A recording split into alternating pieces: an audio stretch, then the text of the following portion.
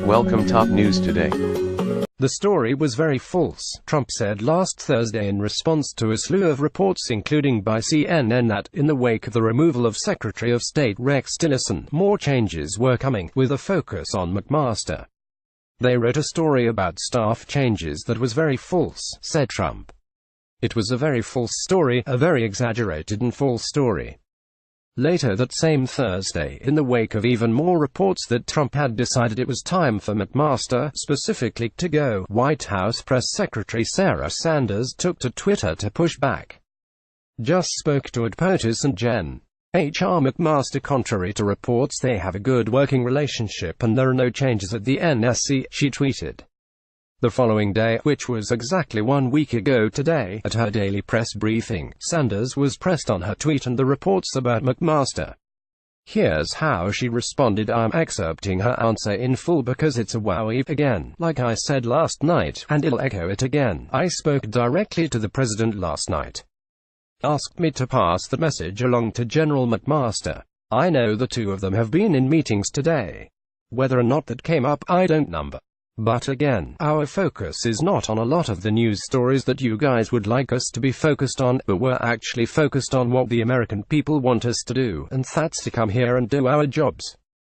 General McMaster is a dedicated public servant, and he is here not focused on the news stories that many of you are writing, but on some really big issues, things like North Korea, things like Russia, things like Iran. That's what HE's doing, and that's what we're going to continue to be focused on every single day that we show up for work. And this is hardly the first time the White House has cried fake news about a story of staff turmoil that later, and not even much later, wound up being 100% accurate. On Saturday, March 10th, the New York Times wrote a story detailing unrest within Trump's legal team and reporting on the possibility of Emmett T. Flood, a lawyer on Bill Clinton's team during his impeachment, signing on to help Trump. The piece contained these lines, but there have been signs in recent months that Mr. Trump may be looking to shake up his legal team and change his approach to Mr. Mueller's investigation. At 10:41 am on Sunday, March 11th, Trump launched into this pair of tweets. The failing New York Times purposely wrote a false story stating that I'm unhappy with my legal team on the Russia case and am going to add another lawyer to help out. Wrong. I am very happy with my lawyers, John Dowd, Ty Cobb and Jay Sekulow. They are doing a great job and have shown conclusively that there was no collusion with Russia, just excuse for losing. The only collusion was that done by the DNC, the Democrats and crooked Hillary. Writer of the story, Maggie Haberman, a Hillary flunky, knows nothing about me and is not given access. We've long known of President Trump's casual disregard for the truth.